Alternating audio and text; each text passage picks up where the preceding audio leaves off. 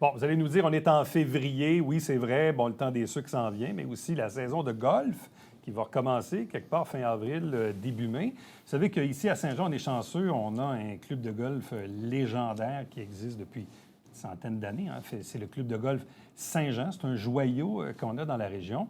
Et ce joyau a un nouveau directeur général en la personne d'Alain Paradis depuis quelques semaines déjà, en fait, depuis le 1er décembre. Bonjour et bienvenue, félicitations. Merci, Eric. Qu'est-ce que c'est comme genre de mandat? Parce que, bon, Alain Paradis a fait mille et une choses dans sa vie. Diriger un club de golf, c'est quoi les enjeux? Bien, ça demeure une business. Hein? Je veux dire, une entreprise en vaut une autre. Ce qui est intéressant, c'est qu'on travaille dans le milieu du loisir, du milieu du tourisme. Les gens sont de bonne humeur.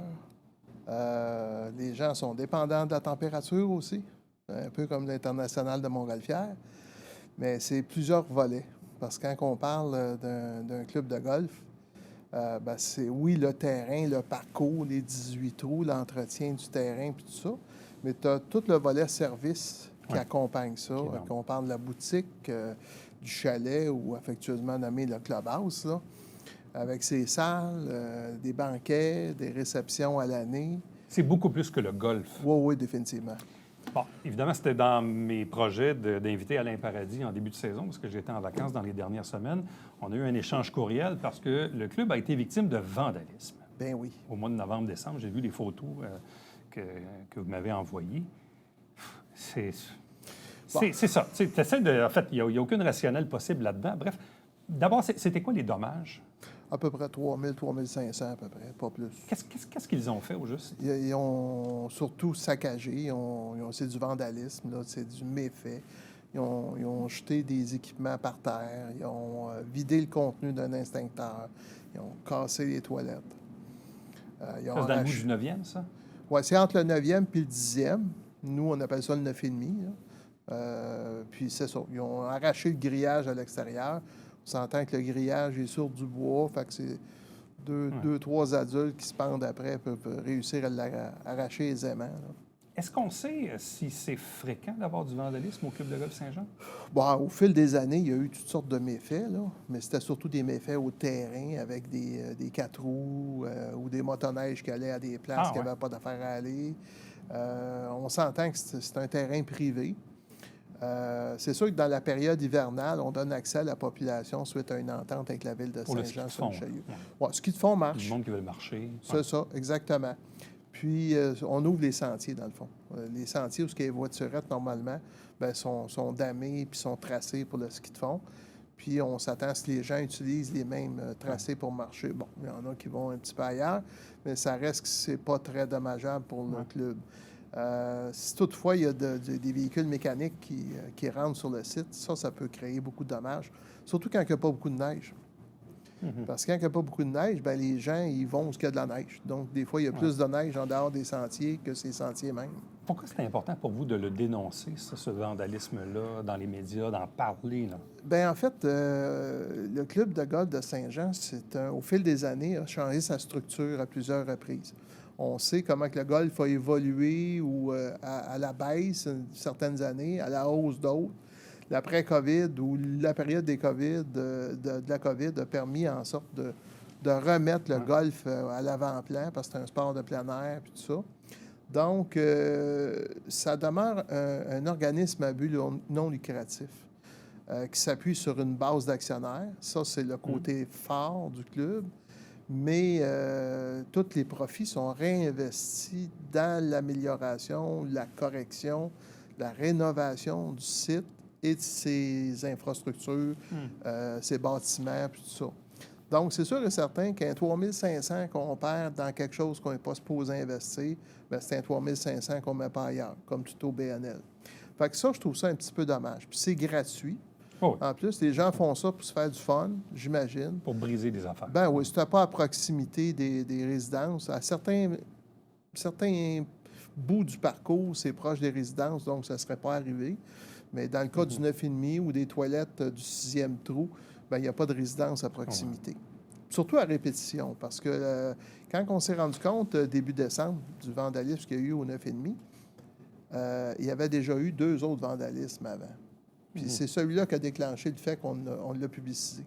parce qu'on s'est dit, il faut que la population soit au courant de ça. Le club de golf Saint-Jean a connu évidemment ses hauts et ses bas. Moi, je ne sais pas, il y a 30-40 ans, ça coûtait extrêmement cher. Avoir une part au golf, c'était rare et tout ça. Après ça, on le sait, le club privé s'est ouvert au public. Bon, il y a eu des difficultés au début, de la part des membres qui, bon, OK, il fallait qu'ils s'adaptent au nouveau public.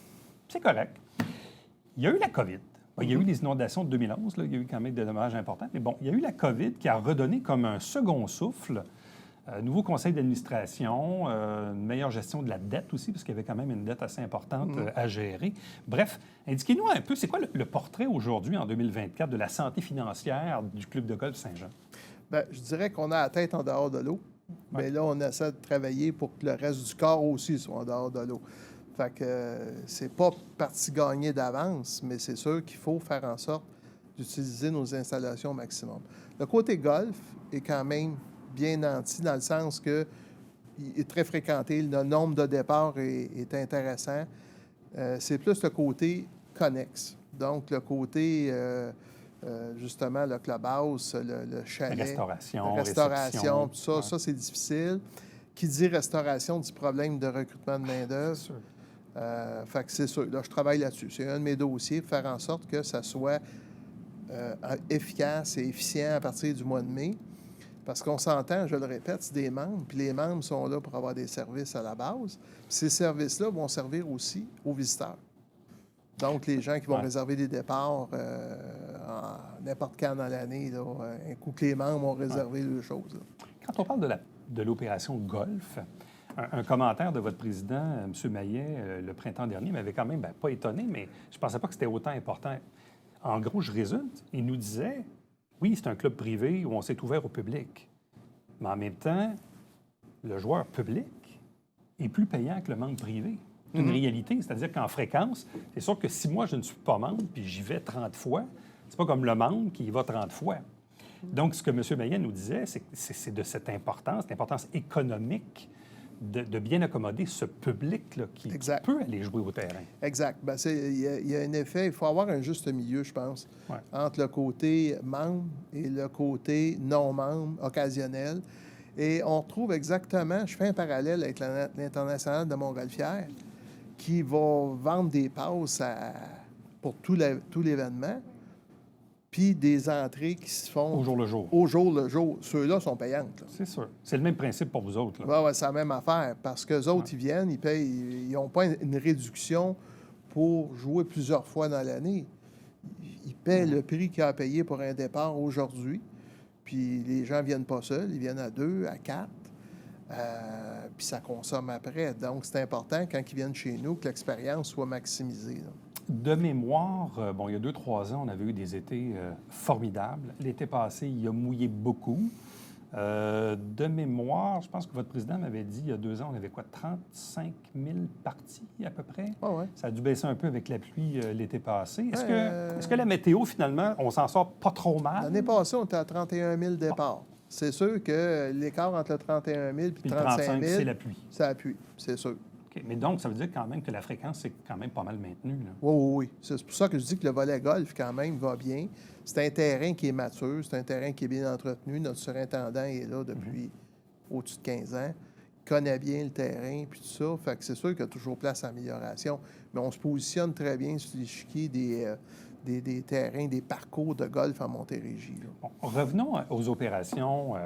les mariages, les réceptions, les parties, même les tournois de golf aussi, parce que, ce sont des événements proprement dit qui nécessitent de la restauration. C'est quoi les enjeux auxquels vous êtes confrontés?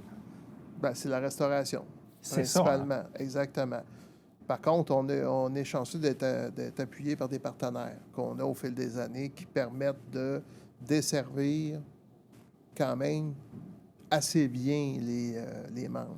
Les membres et les visiteurs et les clientèles événementielles de tout genre. C'est sûr qu'il faut améliorer ce volet-là. Il faut faire en sorte qu'on soit capable d'accueillir des petits événements, des plus gros événements, d'avoir une carte diversifiée en termes de menus, de niveau de prix de menu aussi. Parce que c'est sûr et certain que quelqu'un qui veut avoir une salle et investir à grands frais la décoration, il y a une clientèle pour ça. bien, je ne suis pas en mesure là, actuellement de le faire. Fait que je travaille à développer des partenariats, exemple avec Carte Blanche ici à Saint-Jean, pour faire, tu sais, parce que nous, on ne décore pas les salles. Tu sais, nous, on fournit la base, les tables avec les nappes, puis, tu sais, mais après ça, c'est un décorateur qui rentre. Souvent, les gens se gardent cette portion-là pour eux autres Ouais. parce que c'est plus économique. Et le volet restauration comme tel, je sais que pendant quelques années, le club faisait appel à des sous-traitants ou des gens là, qui arrivent avec le truc pour... Est-ce qu'on est encore un peu dans ce modus Oui. opérandi? C'est Oui. plus simple opérer comme ça C'est plus simple pour opérer que d'avoir comme ses ça. propres employés. Ah, définitivement. C'est pas nous que le fardeau des employés, là. Tu sais, c'est sûr que c'est... Puis eux, par contre, ils fonctionnent à l'année. Fait que c'est beaucoup plus facile d'avoir un personnel à l'année. Si on fait juste un parallèle avec le milieu de la restauration actuellement, je pense que tout le monde le sait, la restauration, c'est difficile. Ils ont de la difficulté à recruter, à conserver, pour toutes sortes de raisons. Appelons ça aussi les conflits de génération. Les nouvelles générations sont plus au fait du loisir. Ils ne veulent pas nécessairement travailler à des heures qui ne sont pas toujours faciles, le soir, la fin de semaine, puis tout ça, même si ça peut sembler assez lucratif avec tous les pourboires et tout, mais on sait que les restaurants baissent, fait que nous autres, c'est sûr, c'est un enjeu pour nous aussi. Fait qu'il faut essayer de composer, faire en sorte que ça devienne un événement remarquable quand ils viennent chez nous. D'ailleurs, si on questionne un peu les gens d'un certain âge ou grisonnants, il y en a plusieurs qui rapidement ils disent club de golf égale plaisir, puis qui ont des sourires en coin, ils se souviennent de conversations qu'ils ont faites au club de golf ou tu sais, qui ont trouvé ça, c'était marquant dans leur vie, là. Tu sais, c'était une place de bien-être. C'est comme ça qu'on veut maintenir et améliorer un tant soit peu, pour faire en sorte, justement, d'être capable d'aller améliorer nos états financiers, puis faire en sorte qu'on donne encore de meilleurs services aux membres et aux visiteurs. Et ça va passer beaucoup par le service et le volet de la restauration. Définitivement. C'est ça l'enjeu. C'est ça l'enjeu, oui. Alain Paradis, toujours un plaisir. Merci beaucoup. Merci, Eric. Bonne chance dans ce nouveau défi, ce nouveau boulot. On va souhaiter une belle saison de golf et évidemment que vos salles de réception soient bien remplies. Oui, merci. Salut. Restez avec nous. On vous revient après ceci.